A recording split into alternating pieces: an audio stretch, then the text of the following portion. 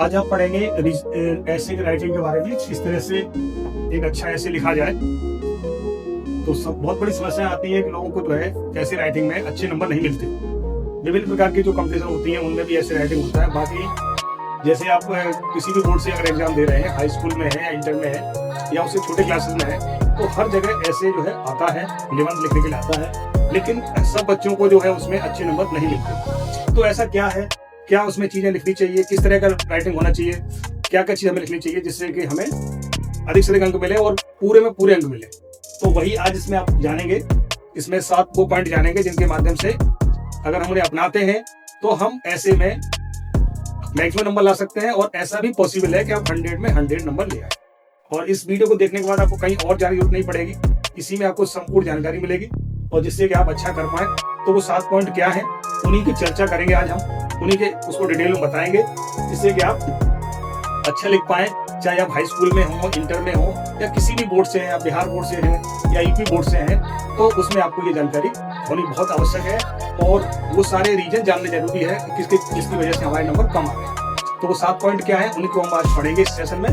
और मेरा नाम है अनूप कुमार, तो आपको अब इसी टॉपिक पे बताएंगे। तो सबसे पहले जानते हैं वो पॉइंट्स कौन से 7 पॉइंट है, तो उसको डिटेल में समझेंगे। पहला पॉइंट है आपका फॉर्मेट जो है आपका किस तरह का होना चाहिए। कोई भी आप निबंध लिख रहे हैं तो जब तक उसका फॉर्मेट ठीक नहीं होगा तब तक जो है आपका जो निबंध है वो अच्छा नहीं होगा। तो फॉर्मेट में आप जो भी उसमें हेडिंग डालेंगे वो पहले से तैयार कर लेंगे। जैसे मान लीजिए आपको जो है कौन सी हेडिंग डालनी है, ठीक है, वो तैयार करेंगे। और दूसरा इसमें आपको जो है स्पेलिंग का ध्यान रखना है। नंबर 2 में क्या है,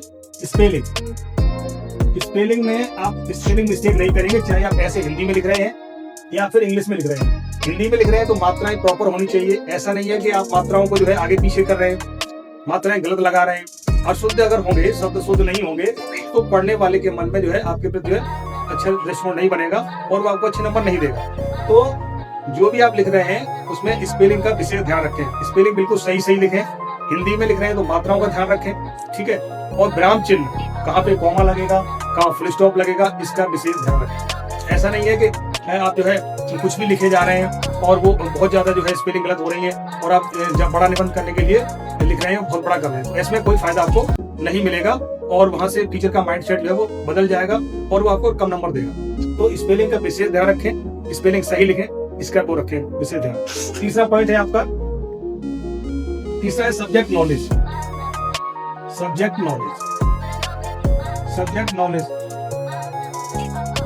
कि आप जिस टॉपिक पे लिख रहे हैं उसकी आपको नॉलेज कितनी है और कितना अच्छा आप लिख पा रहे हैं। सब्जेक्ट नॉलेज आपको जितनी अच्छी होगी उतना निबंध अच्छा होगा।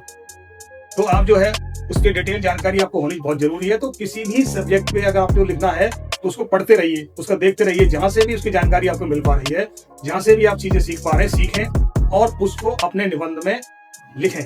अच्छे तरीके से लिखें, हेडिंग डाल के लिखें, ठीक है। और जहां जहां जैसे कोटेशंस भी आपको कुछ याद होने चाहिए, 2-2 लाइन के कोटेशंस अगर आप याद करते हैं तो वो कोटेशन अगर आप जहां भी लिखते हैं तो उसका भी अच्छा महत्व वहां पे होता है।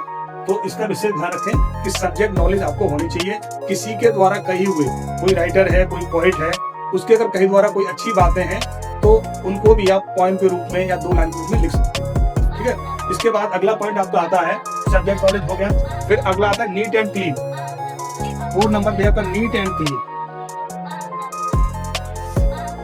नीट एंड क्लीन का मतलब क्या है कि जो भी आप ऐसे लिख रहे हैं उसमें काटपीट से बचें, काटपीट ना करें, जहां तक संभव हो काटपीट ना करें। अगर कोई वर्ड बाई चांस गलत हो जाता है तो उसे आप केवल एक सिंगल डैश लगा के उस बीच में और उसे ऐसा दिखा सकते हैं कि वो मतलब गलत हो गया है। ऐसा नहीं है कि आप बार बार उसे डार्क पेन से तो कई बार करते हैं तो बहुत ज्यादा गलत जो है इसमें लगता है, दिखने में भी उसका शो बहुत बेकार हो जाता है। जैसे अगर कुछ चीज गलत हो गई है तो उसे कैसे करेंगे, जैसे मान लीजिए कोई स्पेलिंग आपकी गलत हो गई, जैसे लिखना था आपको पैरेट की ये डबल आर, ओटी की जगह पे हो गया सीटी हो गया, तो यहाँ पे गलत हो गया पैरेट की स्पेलिंग। तो ऐसे में आप क्या करेंगे, अब ये नहीं कि पूरा इसको ऐसे काट के रह जाते हैं, कई बार लाइन करते हैं, ये गलत है। ये आपका पैरेट एक बार गलत स्पेलिंग हो गई है तो आप इसमें सिंगल इस तरह का एक डैश लगाएंगे और वो पूरी तरह से माना जाएगा कि आपका वो गलत वर्ड हो गया था, इसलिए स्टूडेंट ने ऐसा किया, ठीक है। इसका विषय था। अब इसके ये पॉइंट हो गया आपका 5 पॉइंट कौन सा हो गया? Neat and clean. Neat and clean को विशेष ध्यान रखेंगे। उसके बाद ये आपका हो गया नीट एंड क्लीन। आगे बढ़ेंगे और अब आपको जो है 5 नंबर पे आपको जो क्या लिखना है, 5 नंबर पे आप जाएंगे तो वहां पे आपका जो हो गया राइटिंग। राइटिंग भी अच्छा होना चाहिए। अगर राइटिंग अच्छा नहीं है तो उससे भी आपके नंबर कटते हैं। तो 5 पॉइंट क्या है? राइटिंग। राइटिंग में आप ये ध्यान रखें कि कम से कम राइटिंग ऐसा होना चाहिए कि वो राइटिंग कोई भी अच्छे से पढ़ ले, चाहे वो हिंदी का राइटिंग हो, चाहे वो इंग्लिश का राइटिंग हो, उसे बिल्कुल समझ में आना चाहिए। ये नहीं है कोई भी पढ़ रहा है उसको समझ में नहीं आ रहा है, आप ही पढ़ पा रहे हैं, तो ऐसा राइटिंग बिल्कुल भी सही नहीं है। मिनिमम ऐसा राइटिंग होना चाहिए कि कोई भी पढ़े उसमें मालूम पड़े कि ये मात्राएं हैं, ये स्पेलिंग है, कौन सा अक्षर बना हुआ है। ऐसा नहीं हो ए है, आपने बनाया ए, अब दूसरे को लग रहा है ओ बना हुआ है, तो ऐसी गलतियां ना करें। राइटिंग अच्छा लिखें। और उसके लिए तरीका यह है कि जो भी आप वर्ड लिख रहे हैं उसके बीच में थोड़ा गैप जरूर करें, तो राइटिंग आपका अच्छा हो जाएगा। और जिस तरह की जो वर्ड होते हैं, चाहे वो हिंदी के वर्ड हैं चाहे इंग्लिश के वर्ड हैं, तो उनकी जो एक्चुअल शेप है तो वैसी शेप होनी चाहिए। ऐसा नहीं है कि आप उसकी शेप ही चेंज कर दे रहे हैं तो कोई पढ़ ही नहीं पाएगा। आपके हिसाब से तो ठीक है, लेकिन दूसरे के हिसाब से वो गलत हो जाएगा। तो ये आपको जो है क्या करेंगे, राइटिंग का विशेष ध्यान रखेंगे। हिंदी में भी अच्छा राइटिंग लिखेंगे और इंग्लिश में कहें वहां भी अच्छा राइटिंग लिखेंगे, जिससे कि आपको अच्छा नॉलेज वहां पे होता रहे। ठीक है। इसके अलावा अब अगला पॉइंट आता है हेडिंग। 6 पॉइंट पे क्या है? हेडिंग। हेडिंग में क्या करेंगे कि अगर मान लीजिए अगर कोई आपने हेडिंग डाल रहे हैं ना, कोई जैसे मेन पॉइंट्स हैं, तो उन पे आप हेडिंग जरूर डालेंगे। जैसे आप लिख रहे हैं प्रदूषण के बारे में, पर्यावरण प्रदूषण के बारे में, तो प्रदूषण के कारण क्या है, कॉज ऑफ द पॉल्यूशन, ठीक है, किस किस टाइप के पॉल्यूशन होता है, ठीक है, वो सब लिखेंगे। जैसे आपका केवल पॉल्यूशन आया टॉपिक तो एयर पॉल्यूशन हेडिंग डालेंगे। तो हेडिंग जरूर डालना है और हेडिंग को डालना है ब्लैक पेन से। ब्लैक पेन का यूज करना है हेडिंग डालते समय। ठीक है। हेडिंग अच्छी होगी तो वो समझ में आ जाएगा कि हाँ आपको सब्जेक्ट नॉलेज है। जितनी हेडिंग आपको सब्जेक्ट रिलेटेड जानकारी है वो जरूर डालें और उसको जो है नीचे अंडरलाइन भी कर सकते हैं। अगर मान लीजिए बाई चांस ब्लैक पेन नहीं भी है तो उसे आप अंडरलाइन कर दें, तो जिससे कि टीचर को समझ में आ जाए कि ये जरूर पढ़े वो उस बात को। ठीक है। ये तब आपका जो है अच्छा निबंध हो जाएगा। तीस आपका 7वें नंबर पे आपका आता है कोटेशन। कोटेशन भी जरूरी है। कोटेशन क्या होता है?